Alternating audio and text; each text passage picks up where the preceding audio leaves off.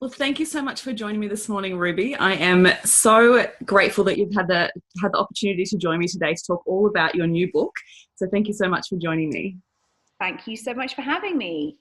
It is my absolute pleasure, and I'm so excited to get into this conversation because I think, as I mentioned in my email, that it's so pertinent that we talk about sobriety and also talk about the way that we experience alcohol in our everyday life, and that it's not about being an alcoholic. It's about recognizing where alcohol plays a part in our lives and what we're possibly hiding from. And I think that's really important for, especially in Australia here, we have a very different culture when it comes to alcohol. So I would love just to get started, I would love to hear your story and where you began and where the story of Sober Curious came to you. So I'm British. I'm based in New York here now, and I've been here for 7 years. And speaking of different kinds of the way that different cultures use alcohol, I think that Britain is probably somewhere in between America and Australia, perhaps, but probably possibly quite close to the drinking culture that you would have as well. In the UK, alcohol and drinking is very, very much interwoven with the fabric of life. It's just like what people do, and that is this in the US, yes, however not quite to the same extent. Drinking and alcohol in the US is still seen as quite sort of hedonistic, and there's a lot more perhaps probably binge drinking, whereas in England it's kind of an all day every day, and not in the sort of quote unquote healthy Mediterranean way where it's like a glass of wine at lunch. It's like, no, pints in the afternoon. As soon as you're not working, you're drinking. As soon as you're not working, as soon as there's a tools down, whether it's on holiday, whether it's after work, whether it's the weekend, alcohol is just the ever present situation. So that as a backdrop to say that my drinking habits were very normal by British standards, meaning I drank 3 or 4 nights a week, often to excess. And when I say excess I mean to a state of drunkenness. And that was completely normalized. And there was never at any point in my adult life any reason to question whether the way that I was drinking was in any way problematic. And so that was very much a kind of like a realization I had to come to on my own.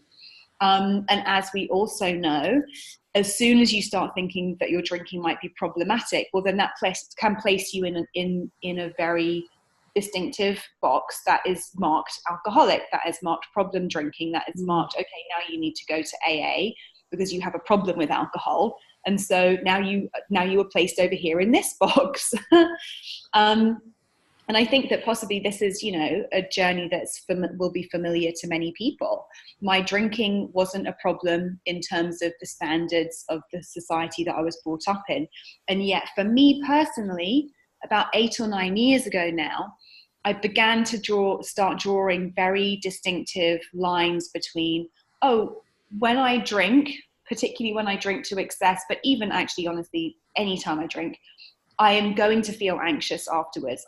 This hangover is going to be more than just a headache. This is going to be a feeling that stays with me for days afterwards that is directly attributed to my drinking, and that's having a knock-on negative impact in every area of my life, from my physical well-being to my motivation, to my productivity, to my relationships, to my self-confidence. It really began to become very clear to me that the way I was drinking was directly impacting many areas of my life in a negative way. And yet when I thought about, what do I do about this? How do I talk about this? The only option available to me seemed to be AA. And yet I wasn't drinking every day. I wasn't drinking excessively every day. I didn't ever feel like I needed a drink. I wasn't getting the shakes. There weren't physical kind of ramifications from drinking like that. And so It wasn't classed like out of control. It wasn't classed as out of control. No, I definitely didn't have uncontrollable urges to drink. It wasn't like a constant daily battle, which is what I understood people who were in AA were encountering. So I found myself in this kind of strange limbo land gray area with drinking. And that's when I got what I call sober curious. And I decided it wasn't a conscious decision. What I found myself doing was bringing a questioning mind to any and all situation where alcohol would be present, and the questions I began asking were, how is this really going to make me feel? Like, is it really going to bring me the joy and relaxation and connection that I'm desiring? Or is it actually going to make me feel kind of lost and a bit fuzzy and confused and tired? How is it going to make me feel the day after? The day after that? Like, is the couple of hours of relaxation or release that I might get from this drink really worth the inevitable, like, 3 days of not really being on my groove that are going to follow it? So bringing these questions to my drinking, and that's what I started to call being sober curious. It's almost like getting curious about all of these things, you know, rather than judging myself or labeling myself this or that. It was about really questioning, and from there getting really honest with my answers. And that's almost like the trickier part. It's one thing to have the questions, but to then get really honest about the answers is where the deeper kind of level of self-inquiry comes in, I suppose. But I was on that questioning path for a few years before I began to actually talk openly about it and write about it on my website, and I began hosting events around it about 3 years ago, and getting much more committed to talking about this openly as a way of destigmatizing the conversation around addiction or alcoholism. You know, what I had experienced was that, yeah, we have a lot of preconceptions about people who have a quote unquote problem with drinking, you know, or who are questioning their drinking. And it seemed to me that that was perhaps because I knew it had prevented me from like confronting the issues that I'd had with drinking, or the conflicted relationship I had with drinking. And I felt that it couldn't help but be having a similar kind of prohibitive effect on other people. So yeah, the whole mission with Sober Curious really is to kind of like bring this conversation out into the open. As you said, like, it's so important for us to talk about alcohol and the role it has in our lives, because often if you are a quote unquote normal drinker, it's only actually when you remove the alcohol that you realize what a huge impact it's been having. You're smiling. I don't know if you've experienced this in your life, but it's actually only when you stop that you're like, oh my goodness, my whole adult life I was running on like 60% battery and I didn't even realize, you know? Yeah, absolutely. And I think like when I had a similar journey, and I think it was possibly, I was trying to work it out this morning actually, like how long ago it was that I started having those same questioning, like, is this really worth it? If I have 3 wines at dinner tonight, like, what is the point? Like, is there a benefit to it? What am I getting out of this? Just because I'm going to feel terrible tomorrow. And knowing that that's okay to have that conversation with yourself without it being a health kick either. Like in Australia, when I started talking about like really not in the mood for having a drink tonight, I'm not going to drink. And it was noticing the effect that it had on other people that I wasn't drinking either.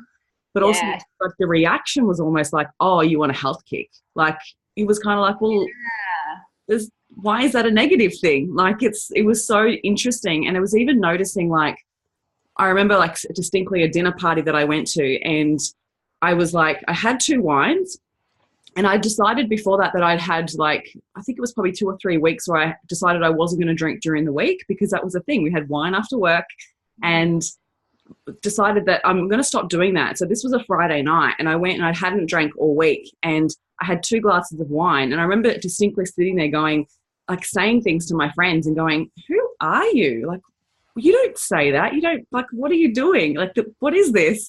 And noticing that I didn't like who I was when I was drinking. Like, it was so fascinating. And same situation, like I didn't think of myself as an alcoholic. I don't think I had a problem with alcohol, but just didn't like who I was on it. Well, that's then we can sort of take a step back and very non-judgmentally say, well, define problem. Perhaps it is a problem if you don't like the person you are when you're drunk. You know, actually, perhaps it's a problem that alcohol gives us a hangover. Perhaps having a hangover could also be seen as a problem. It's pretty good feedback. You know what I mean? It's like, well, it's very good feedback. As I talk about in my book, I'm like, if you ever had food poisoning, chances are you've had a hard time going back to eating that thing that poisoned you and made you vomit for a day afterwards and like gave you a hangover, and you couldn't think about it without feeling nauseous. And I would estimate that many people who consider themselves kind of regular social drinkers have had hangovers that feel that way. And yet the opposite. It's not like what we're taught is like, oh, get back on it. That'll make you feel better. Yeah. it's just completely illogical once you actually step out of the construct of this kind of like drinking culture that we live in. You start looking at it like you were describing from this objective standpoint of what's really going on here. If I remove all of my emotional attachments and I step outside of the conditioning around it, then what's really happening? It very quickly begins to make not very much sense. The fact that we use alcohol, expecting to get one thing when time and again evidence will show us that we get something very different. It's for that short high. You know, for the one little benefit that we get, or the numbingness or the avoidance of not wanting to feel or kind of let go of our inhibitions, like what's the payoff for that? Like, is there a payoff? It's interesting. Exactly. And I think that for many of us, like actually the discomfort that we are using alcohol to mask, whether it's social awkwardness, social anxiety, whether it's boredom, whether it's feeling, tired, they're actually very minor discomforts. And it's like, can't we actually just like be with that? Why are we so afraid of discomfort? Why are we so soft, or so kind of like unable to withstand these small minor discomforts that we're willing to kind of like pay the inevitable price of a hangover, or of losing our productivity for 3 days, or of not feeling connected to our intuition or our spiritual self as a result of using that substance? How come we're so willing to sacrifice all of that for the sake of like a few hours of a minor discomfort, It's really fascinating, but it's so normal for everyone to avoid, like all those numbing effects that we use, whether it be food or whether it be sex or whether it be porn or whether it be, like the drinking, like there's all different forms of numbing for sure. So I would love 2 different questions there. One, I would love to know how you handled the effect that your not drinking had on other people and how you handled those situations. Maybe we'll start there. I think that's a good place to start. Like the first thing a lot of people want to know, because I think it's actually, in fact, there's a British organisation called 1 Year No Beer, and they do this year-long challenge, and it's very much aimed at the kind of like men who are sober curious, because their thinking is like, men love a challenge, like make it seem like it's this macho thing to do 1 year no beer. And I think that's quite good sort of like reverse psychology. And they commissioned some research that showed, and I think within their research, it showed for 93% of people, the peer pressure, the inevitable peer pressure to drink is the number one thing that will deter them or stop them from being sober curious, or stop them from taking a break. Because again, there's so much discomfort around like, oh, how am I going to answer those questions? Am I going to feel really bad that I'm letting everyone else down by not drinking? I'm ruining everyone else's night, or they're going to think I'm boring, or they're going to think I'm judgmental, like all of those questions. And it can be one of the most, because all we really want to do is fit in and be liked and be loved. That's such a deep need in us, that confronting that can be very challenging. So how have I dealt with it? Well, one thing is just really always bringing it back to me, and this being about like really actually vocalizing to people, I'm doing this for me because it's making me feel better. Honestly, I have I'm not judging. I have nothing against people wanting to drink, like actually stating that, because I think what immediately comes up for people is like, are you judging me? Do you think I'm like a drunken fool? Like, are you kind of like placing a judgment on me? Is why people get shirty about it, I think. So just actually vocalizing. I have no problem with any of you guys drinking. You do you. Like for me tonight, I just need not to. Like, just don't mind me. You could do you. It's totally fine. Saying that is actually really, really helpful for everyone, I think. And also just like not making up excuses about it. Like being real. Actually, I've got friends who, there can come a phase once you've kind of like confronted that and are feeling more confident about it. My friend Tony, she's like, yeah, I've kind of gotten to the point where like, if someone says to me, why aren't you drinking? I'll respond like, well, why are you? And actually turn it around. Why are you? Why are you? If you really want to talk about it, like, let's have a conversation about it, which is obviously a slightly more confrontational way to go about things, but it's also perfectly valid.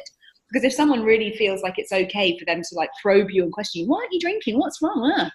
You're absolutely within your right to turn it back on them and go, well, why are you drinking? Do you need to have a drink to feel relaxed? Like, what's that all about? Not in a judgmental way, but let's actually talk about it. Why do we feel that we need to have a drink to relax? I'm curious, Mm. So there are multiple different ways you can handle it. Another one is just to really like, I've been in situations where if it's making me feel uncomfortable, I'll literally just leave. Mm. You know, I can always just like take myself home. And that's another great thing about not drinking. I always know how I'm going to get home. I leave exactly when I want to leave. I'm never in that awkward situation of like, oh, I guess I'll have another one just to kind of like, I've got to be here for another hour. You know, I'm like, no, I'm just going to go. I'm just going to leave.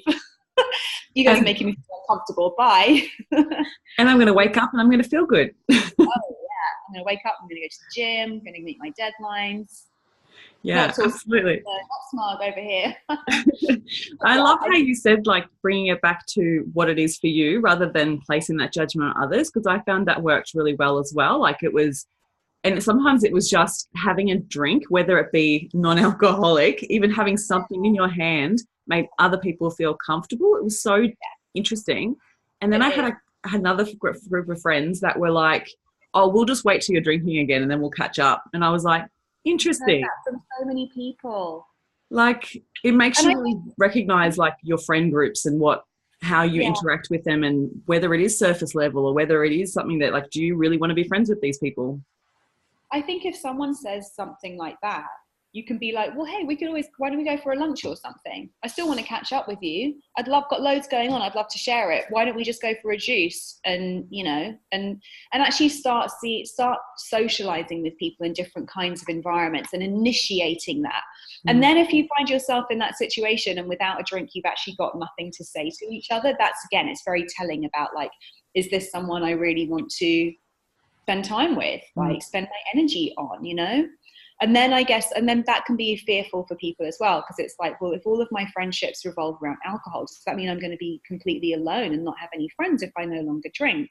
And what I've consistently seen in my own life and with other people in my community who are walking this path is that there are other people just waiting to come in. Once you start really showing up for yourself in a way that feels authentic and true, and putting yourself in different kinds of environments and reaching out to different people on social media, the new people that are aligned with where you're at are going to they're going to be magnetized to you. That's just like, it's almost like it's just the law of attraction, right? It's the way that it works. You start showing up for yourself in a different way, and other new people are going to show up for you as well. I love that. That's for sure happened for me. I've had so many friends come into my life in the last 2 years that literally just don't drink, and we don't even talk about it. Yeah, it's fascinating. And it kind of happens because when I moved to New York 7 years ago, I was already a couple of years into this questioning, and I'd been cutting back, but it was difficult. Not difficult like it was challenging for me to not drink, but so much of my social life revolved around alcohol that I was constantly around that. And so I would just continue to drink, you know? And it's almost like the opportunities I didn't even really know where to find other ways to socialize or other ways to do it. So I just wound up socializing and drinking in the same way, even though I knew I didn't really want to. But when I moved to New York, I started working on the Numinous, which is my online magazine that's all about modern spirituality. And I really threw myself into that kind of scene here. And as a newbie, as an outsider, like I had completely free reign to just kind of almost create or cultivate a completely new social circle for myself. But I think anyone can do that at any point. You know, it might be that you've got your one group of friends and you're very used to this, but more and more so, like wherever you are in the world, there are alternative options, and you can bring that beginner's mindset to your social life at any point. I just had a really obvious kind of like example of it because I moved to New York, but you can do that in your town. Yeah. Like, I'm just going to like go to that gong bath, and like, who knows? I don't know anyone. That's okay. And not drink at the same time. Oh my God. Exactly. Well, that's what I found. I found myself going to all these kind of like healing circles, breathwork ceremonies, Kundalini yoga workshops, and having an amazing time, getting many of the things I was looking for or had been looking for in alcohol, like relaxation, transcendence, like kind of quite trippy experiences sometimes through some of these practices. and meeting people and having a social experience, and alcohol nowhere to be found. Yeah. Nice. So it started to help me see that alcohol wasn't a necessary component of having a really vibrant social life. It's just that in the circles I had been moving in, it was always there, but it wasn't necessary for having a social life. And there are other people out there that don't drink excessively either. Exactly. And when it's so conditioned and so programmed into you that that's what we do, largely because of the social circles you're moving in, I remember when I first started getting sober curious, like, well, what else is there to do apart from drink? Yeah. And now I'm kind of like, wow, it's such a small and narrow path, to think that that's the only way we can socialize. There's actually so much else going on. And especially now, and I have to say it's getting easier, because actually, there are now here in New York, there's a dedicated zero proof bar just opened that has really sophisticated, fancy cocktail menu, delicious drinks, really beautiful environment, no alcohol on the menu. That just opened 2 weeks ago. There's one in Austin, Texas as well. There's one in London now called Redemption. So there are these kind of options springing up which didn't exist even a year ago. Which goes to show that there's more people out there that are wanting to have a life where they're not surrounded by alcohol or induced by it. I would imagine that through your experience, through that journey of removing alcohol from your experience, there would have been a lot of mindfulness work that you would have done. Is there any, because I mean, when you remove that numbing, we're then attuned to all the thoughts that we have, and we're attuned to certain behaviors that we have and what we're using alcohol for to numb. So is there any key work that you did? Is there any sort of experiences that you went through to sort of do that work? Well, it's interesting. I mean, I mentioned that I started this magazine, the Numinous, when I moved to New York, and I really threw myself into everything from astrology and the tarot through having a daily yoga practice, daily meditation practice. I had various kind of worked with various different healers, from hypnotherapists to shamanic healers. And it's a kind of a combination of all of those things, which I actually wrote about in my first book, Material Girl, Mystical World, but I think have contributed to this. I suppose one thing that's really, the yoga and the meditation have been very consistent throughout. And I see them as almost two forms of the same kind of work, which is, like you said, it's a kind of this idea of mindfulness.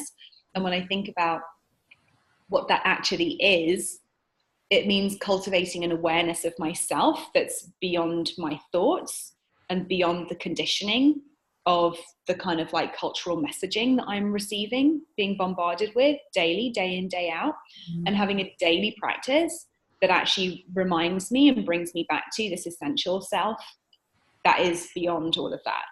And so that when I'm in situations where the external conditioning is telling me, you need alcohol, you drink in this kind of a situation, X person's not going to like you if you don't drink, I know that I can come back to this part of myself, because I'm connected to it daily, that knows none of that is true. So it's easier for me to just go, no, that's actually not the case. That's not reality. This essential self is reality, is the only reality there is. And so, I learned transcendental meditation 3 years ago, and that's the one that stuck. And I haven't missed a day in 3 years. I just do 20 minutes as soon as I wake up in the morning. So yeah, that's been the one that stuck for me. Nice. And so then you went about creating Club SÖDA. I'd love for you to tell us a little bit about Club SÖDA.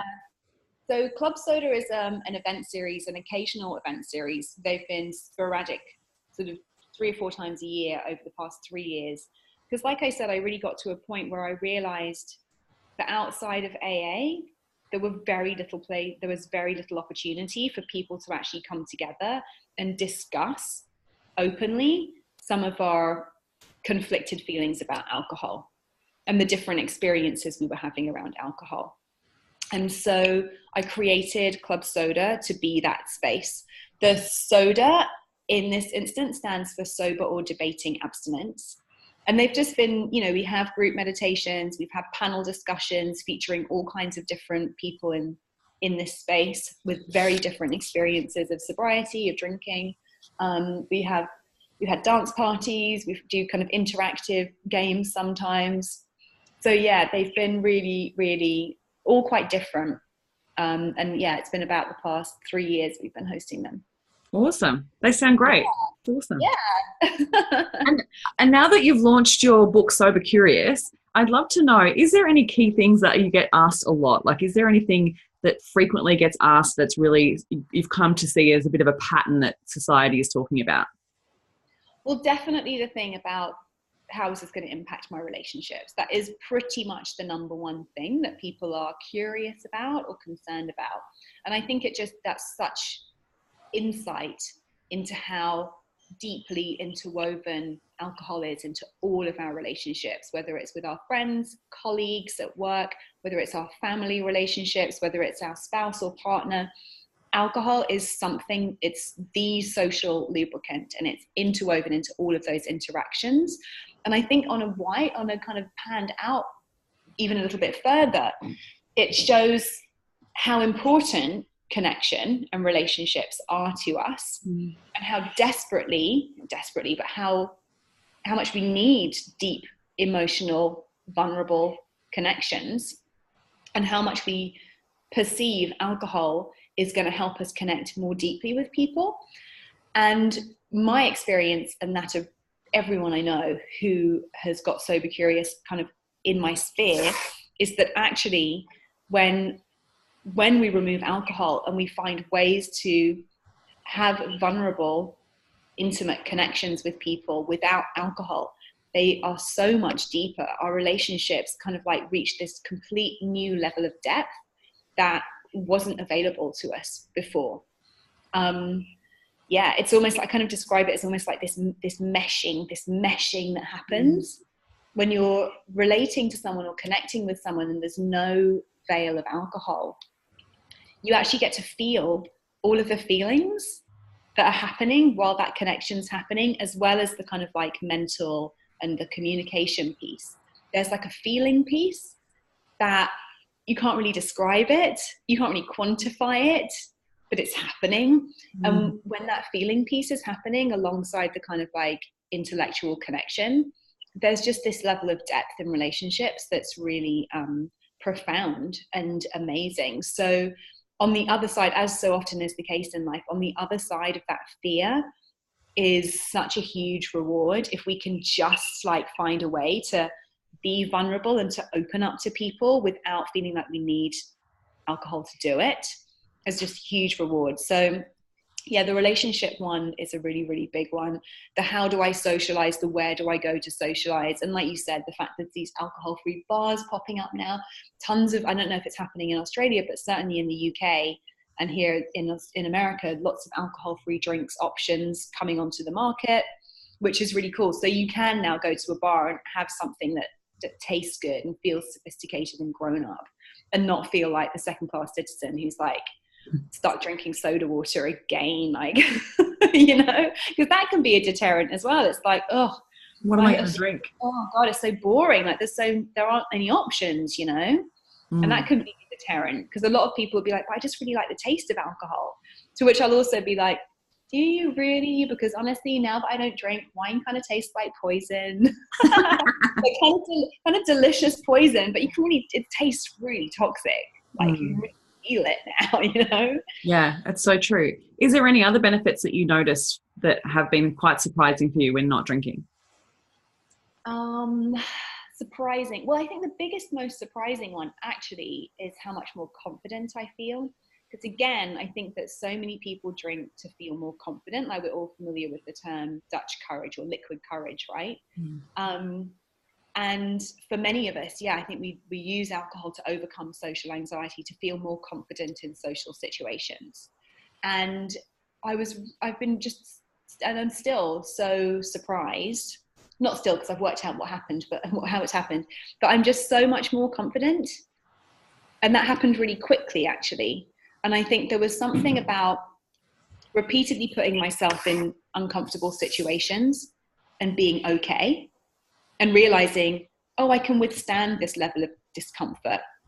oh, I can withstand this painful situation. Oh, I can, and I come out of it the other side. It's like literally building kind of spiritual, emotional muscle. And there's a level of confidence that comes with that, which I've been really amazed by and so grateful for. It's almost like you can put me in any situation now and I know I'm going to be okay. Because also I know exactly what's coming out of my mouth. I know, like I said, I know exactly how I'm going to be getting home. I don't have to worry about being taken advantage of. Don't have to worry about saying anything stupid. Or I might say something stupid, but I'll be fully aware of it. You know, it's kind of like there's this level of confidence that comes from just like being fully embodied wherever I am. That's really great. Yeah, and knowing that you got through that without the need for alcohol, like that's amazing. I don't need alcohol. Like I can, it's like, I think I used to talk in the beginning a lot about how there's all these things that we have kind of like learned from the age that we started drinking, which for many of us, let's face it, is not 18 or 21, or what's the legal drinking age in Australia? 18. 18. For many of us, we start drinking way before that. Like as soon as we look old enough to get served alcohol is generally when we start drinking, right? For me, it was around 14, I think. And if I've been teaching myself or like outsourcing my confidence, my kind of joy, my hilarity, my flirtiness, if I've been outsourcing all of that stuff to alcohol my entire adult life, it's almost like I've forgotten or I haven't given myself a chance to develop those things for myself. So realizing I can be all those things without alcohol is just like such an amazing confidence boost that that's been huge. And then also like, you know, the first line of the subhead of my book is like the blissful sleep that comes from not drinking. And just getting a really good night's sleep every night is just amazing, like how much more energy and optimism and confidence I have just from feeling rested every night. And I didn't realize how much drinking was impacting my sleep until I cut it out.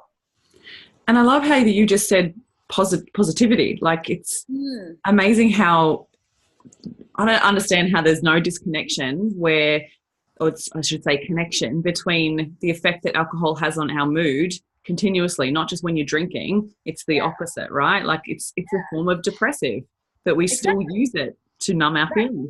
That's the funny thing. I'm like, we all know, we've all heard the term alcohol is a depressant. We all know that. And yet we all still think that alcohol is going to make us happier. Like we associate alcohol with being happy. There's just like this massive, again, like untruth that we've completely swallowed about alcohol, whilst conveniently skipping over the fact we all know alcohol is depressant and it lowers our mood, or at least it lowers our energy. I think it lowers our energetic frequency is what I think is what absolutely.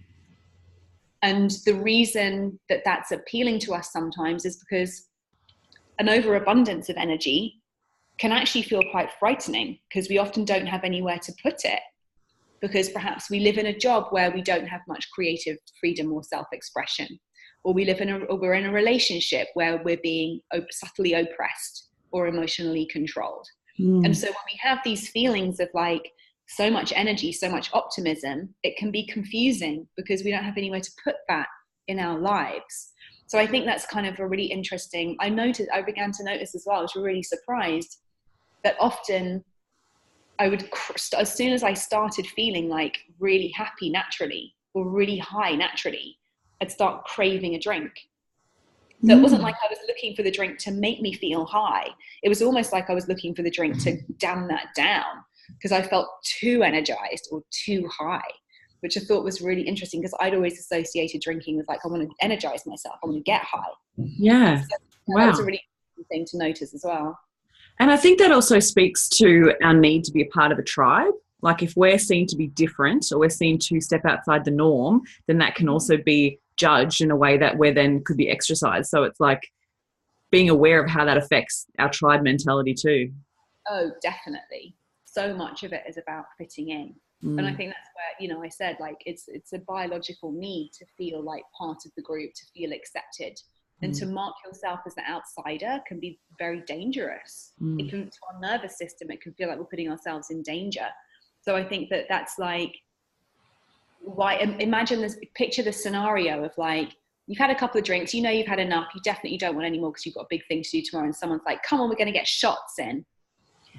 Being the one to say, no, it's okay, I don't want one, is just almost not an option. Yeah. Because you're going to be such an outsider in that situation. It's like, it can almost feel like, I can feel it in my body now, like you're going to be hated. And what happens if you're hated? You're going to be potentially hurt. You know, it's actually a really real fear. Absolutely. It is not actually founded in reality, you know?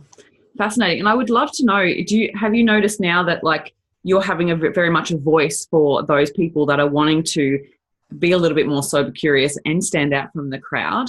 Have you noticed now with the launch of your book any other forms of pressure from society for this to be like not okay? It's interesting. I mean, to be honest, all the feedback I've had is like, thank you for making it okay to not drink. I mean, that's my big goal, is really it's not to say like alcohol is evil, you're bad if you drink. None of this is about right and wrong and good and bad. I don't believe in that. This is about neutral mind, right? This is about like my goal being to make it as normal to not drink as it is to drink, so that we genuinely have that choice. Like you could say no one's ever forced you to drink, but actually really think about it. In our society as an adult human, is there any option as to whether or not you become a drinker? Really, there isn't. Like, it's just so the norm. The only people who don't drink are people who can't drink for whatever reason, you know? Yeah. So that's the overarching mission, is to kind of make it as normal not to drink as it is to drink, so that people genuinely have that choice. So yeah, the feedback has been overwhelmingly that.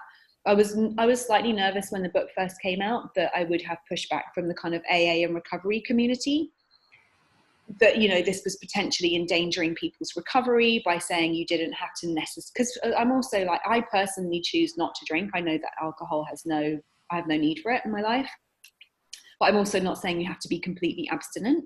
This is about you learning to trust yourself so much that you know you're always going to make 100% the right decision. For me, I know that, let's say 99.9% of the time, for me, that decision is going to be to not drink. Yeah. And it's really about cultivating that trust in you. But I also appreciate that for someone who has a severe addiction to alcohol, that's not an option, actually. And it needs to be a very black and white, like, no, this switch is at no, and that's where it stops, you know? But I think I've only had, in the whole time I've been talking about this, only 2 people have ever said to me, this is dangerous, you can't talk about it that way. Wow. And once I've then been able to explain my standpoint, they've kind of like been like, okay, I see where you're coming from. So that's been great, because I was nervous. And I obviously not nervous because I was worried about being attacked, but nervous because I really didn't want to I didn't want to be saying anything dangerous, you know, or potentially harmful for people. So I love that. And it's just, if anything, I've had people who are in AA or doing the 12 steps who are just like, thank you for these additional tools, this additional language I now get to use. Like, that's what I've largely received. Awesome. So amazing to see. And I think I agree. I think in Australia it's going to be very well received. And because there are a lot of people that don't necessarily want to drink but don't know how to go about it, and they're just doing it to be a part of the, you know, to be able to fit in. So I know your book Sober Curious is out now, so I'll make sure I put links in the show notes. Thank you. And there's an audio book as well for people who like audiobooks. So yeah. Awesome. So good. And I'd love to dive in, we could talk about that topic all day, but I think it's really, while I've got you, I really would love to talk a little bit about the Numinous, however I say it. What do I say? Numinous. It's like luminous, but with an N. Numinous. Okay, awesome. So tell us a little bit about your diving into the mystical tools and how you can use those to amplify your business. And you're launching a new book coming June. Yes. So, I mean, it's interesting. When I first pitched my Sober Curious book, I remember saying to my agent, I was like, is this a little bit weird to kind of go from, you know, mystical, material girl, mystical worlds, modern spirituality to Sober Curious? And she was like, no, it makes complete sense. This is who you are. It's very much a part of your journey. And I think I kind of have touched on this, but it's like, by really thinking about myself as a spiritual being and finding tools to help me connect to that part of myself shone such a light on how I was using alcohol and why I was using alcohol.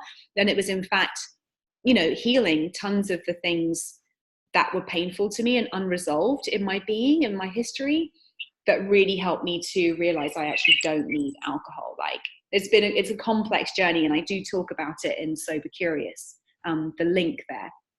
But yeah, I'm still very, very passionate about sort of demystifying the mystical, and the Numinous was really about presenting all of these tools, be it like astrology, tarot, shamanism, yoga, meditation, etc., in a way that made them accessible and took away some of the woo-woo connotations, and made people realize, or help people to understand, that these are all essentially just tools for helping you better know yourself, for helping you better trust yourself, for helping you hear the voice of your intuition, for helping you to tap into the things that really make you come alive versus the things that society is telling you are right for you. And so, yeah, that's what I continue very passionately to advocate for these tools for us, for our lives, for our sobriety, but also for our business. So, my husband's coming home. Are you editing this? Yeah. Okay, cool. 1 second. Okay. So I'm just finishing up a podcast interview. Actually, come back. No, it's cool. Yeah. But maybe that's cool. Sorry about that. Okay. So yeah, I have a new book out June 4th, and it's actually an astrology learning deck. Astrology has been one of the number one tools that I use to better understand myself and my place in the world.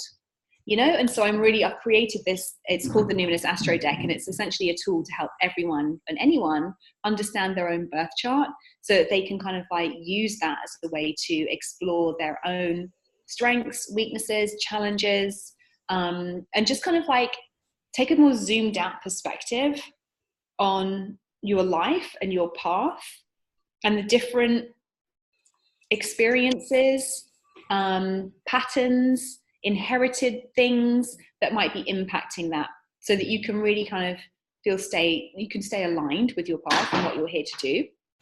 And yeah, play to your strengths, and also forgive yourself for your quote unquote weaknesses. To look at the parts of your life that could maybe use some extra attention, to look at parts of your life where maybe your parents, your society told you, you're no good at this, you can't do this, you can't follow this path. But maybe you'll see something in your birth chart that actually gives you the confidence to say, you know what, I am going to pursue X hobby, and maybe that can become a passion project for me. So yeah, the Numinous Astro Deck is out June 4th, and it's a tool for learning astrology. I'm really, really excited to bring that through. But again, still there's part of me that's kind of like, oh, I've got all these Sober Curious followers now, and people reading, are they going to be like, she's weird? Because there is so much conditioning, right? And it goes back almost to like the witch trials. For anyone to be seen to be talking about the mystical realms as a form of self-empowerment, there's still so much conditioning around that being weird and out there and woo-woo and not scientific enough and silly or girly, and it's very much can be very belittled.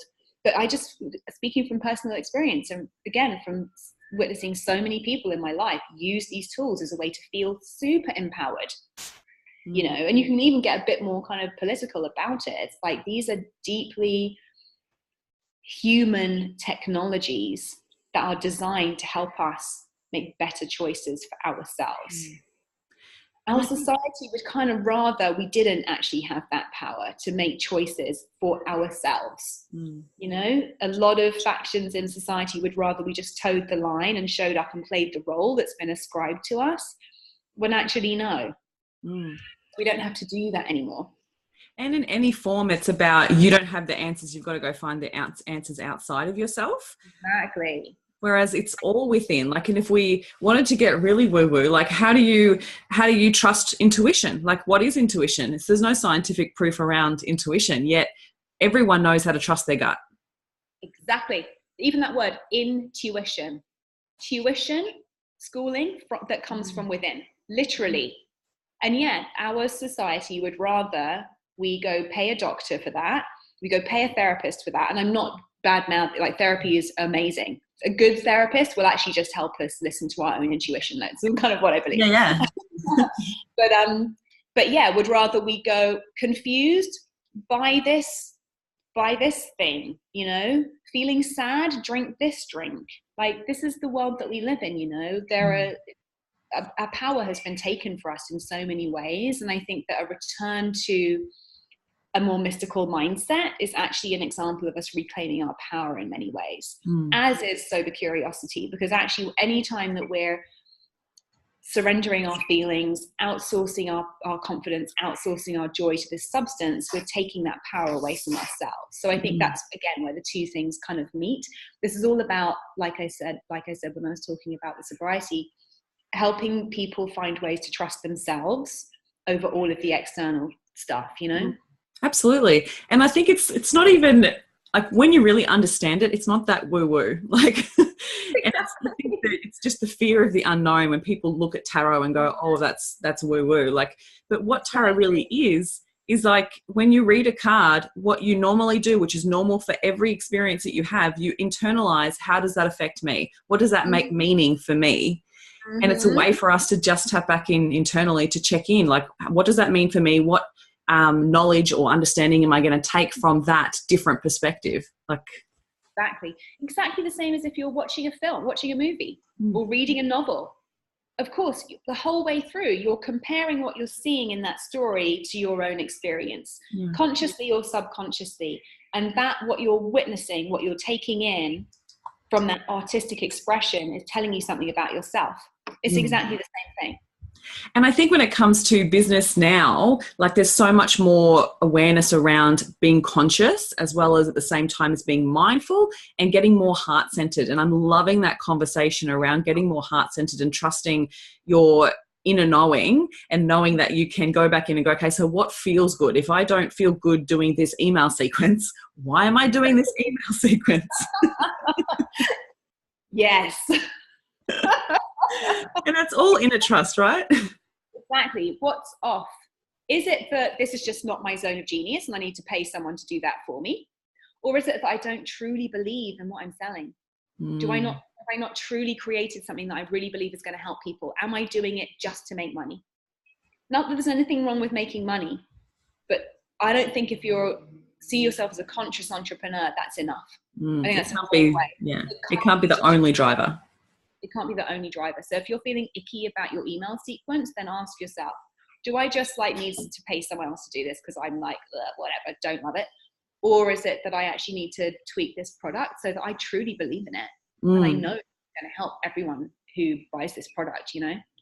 And sometimes it's actually a noticing of, am I being authentic in this moment? Because if you're like, and I'm using email sequence for an example, but like, often it's noticing, okay, am I trying to be somebody else by creating this, or am I showing up authentically as myself and owning my own truth? Because when you do that, then you're so much more connected to yourself as well as other people. Totally. I love that. And it can be, we operate so often on autopilot. There's these scripts that we can just fall into because we've read it on tons of other people. It's just easier to use that language. We always kind of go there without mindlessly, right? Yeah. But again, to bring it back to sober curiosity, I think one of the ways that you can get really close to, why am I saying this thing in this moment, is with the clarity and the focus and the presence and the energy. It takes energy to pull yourself off that autopilot and actually really focus and really concentrate and really go, these are my words, this is my story. It takes energy. And yeah, alcohol is going to rob you of that ultimately. So I love how you've understood the purpose of the launch of your book and the impact that you would love to make in the world with Sober Curious. I would love to know, have you thought about what you would like your new book to create for the world? I am really, I'm so committed to, again, destigmatizing and normalizing something that has been labeled, girly, woo-woo, fluffy, not serious enough. And I think this, it's a maybe slightly personal vendetta. As a blonde, very feminine woman, I've not been taken, there are times in my life where I've really not been taken seriously. And people have put kind of judgments on me about being a bimbo, what I'm capable, all of these things, many of us have experienced this on many different levels, right? And so I feel like I'm really committed to showing people the power of astrology, the depth of astrology, the integrity, the validity of this ancient system for self-knowledge and self-understanding. And to really, for it to be demystified in a way that shows people we can all be our own astrologers, right? For a long time, there's been this very hierarchical idea around healing of all kinds, actually. We touched on it earlier, right? This person, this special mystical person, holds all of the power, and we must be beholden to them, or we must show up in a certain way, or we must be a good girl to receive the wisdom or whatever. I really want people to know that, no, you can do it all yourself. You have it all inside of you. You just need to trust yourself. And this is just one tool that you can use to tap into that. Love that. I think that's amazing. Oh, so excited for it. I'm really excited. I'm so glad that you shared that with us. Yes, cool. Well, I'm really excited to launch it, and I'm going to be launching a membership option from the Numinous as well, called the Numinous Astrology School, where once you've got the deck, we're going to be doing monthly lessons on how to use it to really get deeper into different parts of your birth chart to help understand yourself and your path more deeply. Awesome. That sounds great. Yeah. It's going to be awesome. Last couple of questions. So is there anything in particular that you wish you would get asked about astrology that you don't? Ooh, I wish I would get asked about astrology. I mean, often people have the same questions, which is like, how do I read my birth chart? What's my rising sign? What signs am I most compatible with? I'm trying to think. I don't think there's anything I wish people would ask. No, I'm just excited when anybody is curious about astrology, because I think it shows that this person is curious about raising their consciousness and understanding themselves on a deeper level. And ultimately, that is an urge to heal yourself. Like, if you really want to understand yourself, you really want to know yourself, that means looking into your shadows, looking into the dark places, actually examining the traumas you might have experienced, or that maybe your parents experienced and you've been carrying for them, It actually, anyone having an interest in personal development at that level is really interested in healing themselves. And I think that the more of us can get to a place where we've processed a ton, like lots of that old, and we've actually looked at and chosen to take on the processing and integration of some of the more difficult things that have happened to us and to our families, the more of us are going to be able to show up in the world with the capacity to help other people do the same. So, the ripple effect of that kind of self-healing, I think, can be huge. And I'm really excited to be at the forefront of that. Incredible. Because I absolutely agree with everything you just said. I think the more people work on themselves, the less judgment there'll be in the world, less hate, less pain that we're inflicting on other people is really important. So love that. How do you go about using these types of tools in your everyday? So if you gave us an insight into your day, how do you intertwine them into your life? Well, with astrology, for example, I know my chart really well, and I'm just grabbing my phone. I'm going to show you. I know that people listening can't see, but I'm going to show you.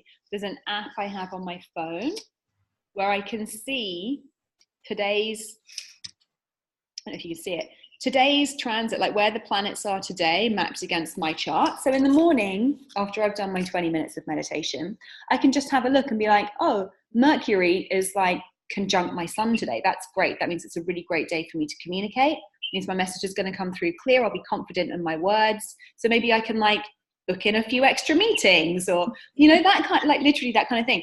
Oh, today Neptune's going to be going over my ascendant. I might be a bit foggy and cloudy today. Maybe I'll cancel that podcast interview and I'll take a bit more time to journal or to meditate so just really kind of almost thinking about it as like my own personal daily weather forecast. Like, we check our phone for the weather. What am I going to wear today? Where am I going to have that meeting? I can check my phone for my personal astrology and be like, okay, I can map my day accordingly. And if I can't change things, well, I can let myself off the hook if maybe I'm not firing on all cylinders in that meeting, So it's really like a little personal daily weather forecast. Love that. That's so cool. Yeah. Well, I want to thank you so much for joining me today and to bringing so much light to both these topics, to the mystical, but also to Sober Curious. I think it's an important mission that you're on, and being able to bring light to that and bring words to those conversations and allow people to be able to talk about the impact that alcohol has on their lives without it being a negative or a judgment. I think that's so important, and I really want to acknowledge you for all the work that you're doing to bring that to light for everyone in the world. Oh, thank you so much. Well, thank you for having me on to have this conversation too, and for using your platform to amplify this message. I really appreciate it. Oh, it's been my absolute pleasure. So thank you so much. Thanks again.